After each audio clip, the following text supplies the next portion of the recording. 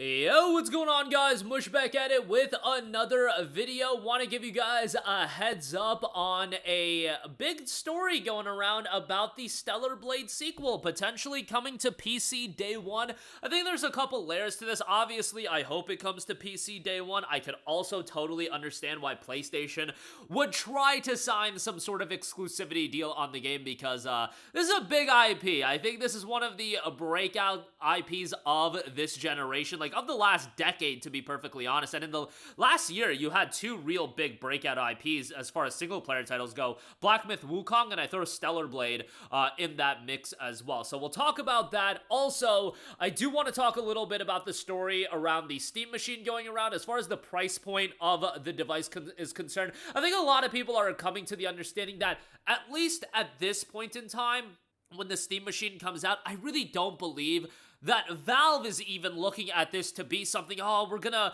take over the console market, it's gonna take down the PlayStation. I think it's more so a device that it's gonna fit a niche, but that's it. And much like the Steam Deck isn't something that's taken down the Nintendo Switch 2 or anything like that. I think it's a device a lot of people will appreciate and enjoy, but I also do think it's covering a bit of a niche, and I'll talk more about that at the end of this video. But first of all, Stellar Blade 2 is in active development right now. The sequel to Stellar Blade, whatever they end up calling it. I would imagine it's just going to be called Stellar Blade 2. Now, job listings are suggesting that the game is being developed by console and PC. Developed for console and PC, I should say. Multi-platform development. Here is a bit of a caveat. Using Unreal Engine 5. Oh no. Now, to be fair, we recently had the release of Arc Raiders, which is an Unreal Engine 5 game. That game kind of showcases, dude, you can use Unreal Engine 5 and a game can still be decently well optimized. But how many times have we seen Unreal Engine 5 games that have just been straight up disasters? It's been over and over and over again.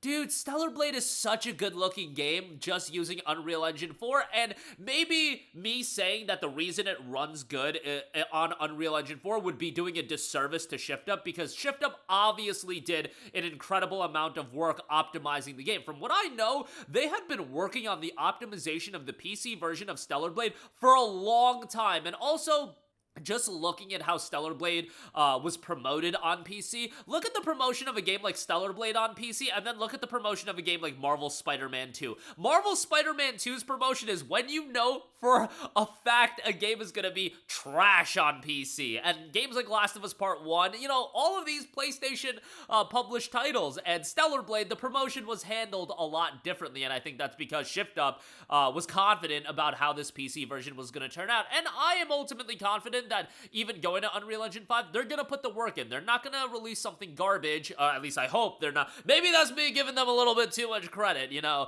but I don't think they're gonna release something that's garbage, and I think they know that a big reason why people were happy with Stellar Blade, at least on PC, was because the game was so well optimized, and that's why I often say when I look at Stellar Blade, and right now on Steam, it's 20% off for $48. Yeah, that's an expensive price point, and I totally get why people wouldn't want to buy a game at that price. That's just the nature of the beast, especially with so many games available cheap on PC. However, I personally think whenever we get a game that's as optimized as Stellar Blade is, I feel like we should support it. I feel like that's one of those games that we should support because they went above and beyond with the optimization on PC, running incredibly well on the Steam Deck as well. It's just great in that regard. As far as it being a multi-platform title, I think it makes a lot of sense given the success of Stellar Blade on PC. Stellar Blade, as far as concurrent player count numbers, ran laps around all of the other single-player PlayStation releases. The only one that did better than Stellar Blade as far as PlayStation PC titles was Helldivers 2, and that was a multi-platform game that was released day one on PC and a live service game. So that's a different kind of criteria. Stellar Blade came out on a 14-month delay, did well over 2x of Ghost of Tsushima, did well over 2x of God of War and Spider-Man. Think about how big those games and IPs are. Stellar Blade beat those games. Now, if those games came out day one on PC, yes, it would be a little bit different, but Stellar Blade didn't come out day one. And the fact is, if Stellar Blade 2 came out day one on PC, because of the foundation they laid with Stellar Blade, because of that game being as well received as it was, I don't think hitting 200,000 concurrent players for Stellar Blade 2 is gonna be that difficult. If it's well optimized, I could see them breaking 300, 400,000 concurrent players fairly easily if it was a day one release, because now that foundation has been laid, and the thing is, the game was so good, and you've built up so much goodwill. As the second that Stellar Blade 2 is revealed, I assure you guys, it's gonna be one of the most anticipated games coming up, and if it does come out on PC, it's not gonna lose the novelty of, oh, it's a delayed release, so on and so forth. It'll be, hey, it's a sequel to a game that's incredibly well received, I believe overwhelmingly positive on PC, and it's now coming out day one.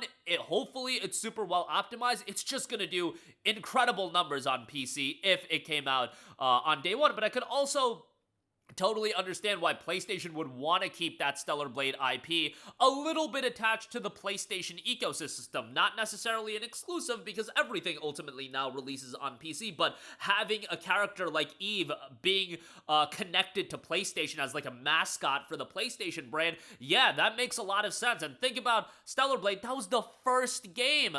The character of Eve and the IP is only going to build and build, and I don't know what kind of exclusivity deal PlayStation has in place with Stellar Blade and what kind of agreement they've had with Shift Up, but it would be beneficial. And even from a PlayStation standpoint, dude, if you're gonna publish this game on PC, or excuse me, if you're gonna publish this game in general, maybe just releasing it on PC day one is the best bet. We've seen that that's not something PlayStation will absolutely not do. Marvel Tokon is coming out on PC day one, and yes, I do know it's more of the multiplayer live servicey games that come out on PC day one, but the PC releases on PlayStation are always gonna be a bit fluid. The methodology as far as when they release these games, it used to be, oh, it's going to be 2 years. Now you've got Spider-Man 2 coming out in 15 months. You got Stellar Blade coming out in 14 months. Obviously, the thought process has evolved a little bit, and I do think the ecosystems are a little bit separated. I just think the PC people are going to be the PC people, and there's very little that PlayStation 5 can do to get people onto their platform as an active member of their ecosystem. That's the thing. PlayStation would love if you joined their ecosystem, but are any of you guys that are PC guys going to be spending money on PlayStation Plus, and you're going to be buying games regularly on PlayStation 5? Probably not. And there's only so much you can do that I think releasing the games on day one, there would be benefit to it. But there is the talk of the Steam Machine, and the Steam Machine being a direct competitor to the PlayStation 5. Well, Valve's Lawrence Yang spoke a little bit about the hardware and the Steam Machine's release, and if it was going to be a subsidized cost, and that won't be the case for the Steam Machine.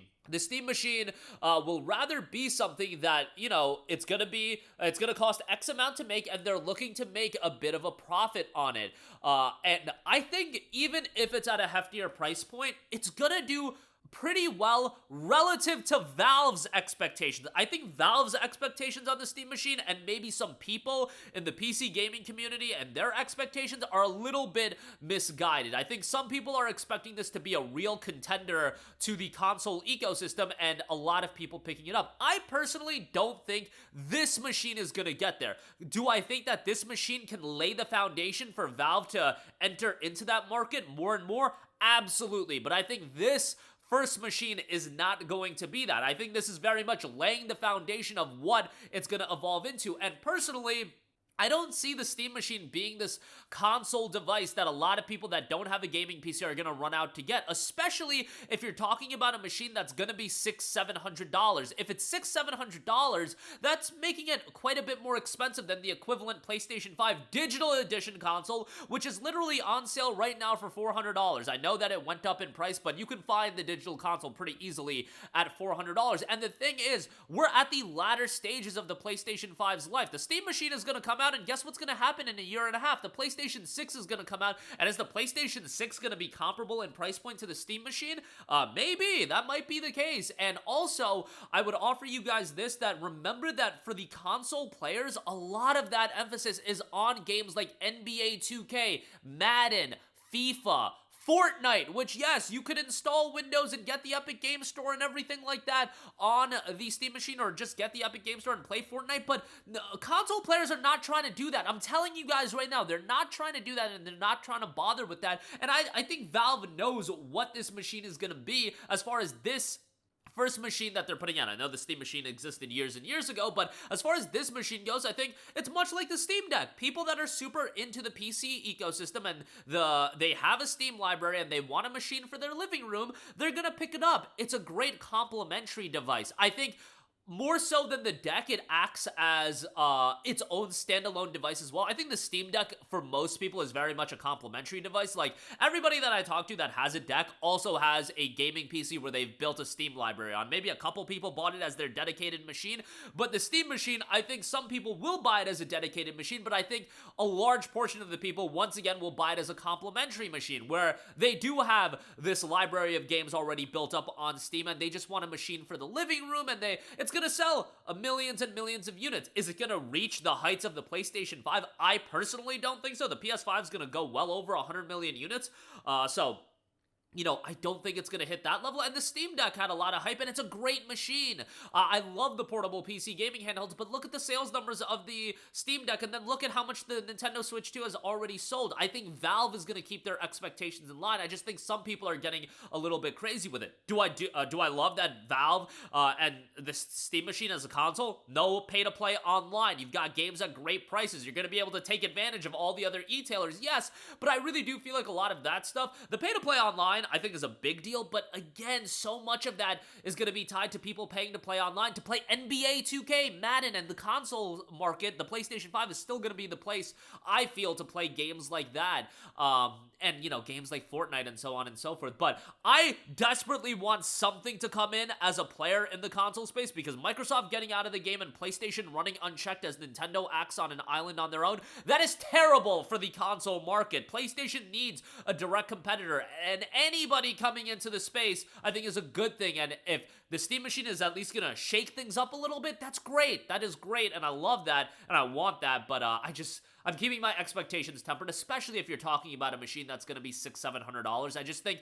you know, the people that are into that ecosystem, they're going to be super into it, and they're going to pick it up, and they'll really enjoy the machine, but I think people expecting it to overnight or right away become a clear contender for PlayStation and the console market, I think they are, they need to dial back the expectations a little bit. And I think most people have their expectations in the right place, but I digress. Those are my 2 cents on that. That is going to do it for me. Again, Stellar Blade 2 is in active development. It will be developed for multi-platform, but will it be multi-platform right out the gate and launching on PC and PlayStation? That remains to be seen. Fingers crossed that that is the case, and the game has done incredibly well on PC, and the price of the Steam Machine will not be subsidized. I'm expecting somewhere in the $600 range for the 512 gigabyte, and then maybe $750 for the 2 terabyte. That's just a shot in the dark, but that'll do it for me. Let me know all your thoughts down below, and I will catch you guys in the next one. Peace out. Hey, what's going on, guys? Mush here again. Hope you enjoyed the video. As you guys might know, YouTube's notification system is sometimes a little bit wonky, even if you're subscribed to the channel. Maybe you're not abundantly aware that I uploaded a video. To remedy that situation, make sure you hit the bell notification button. This way, whenever I upload a new video, and I try to upload as consistently as possible, you will be notified directly of the upload, and you can watch it as soon as it goes live. I would really appreciate if you guys hit that button so you can stay up to date with all of the content I'm posting. But as always, guys, thanks for watching, and I'll catch you guys in the next one. Peace out.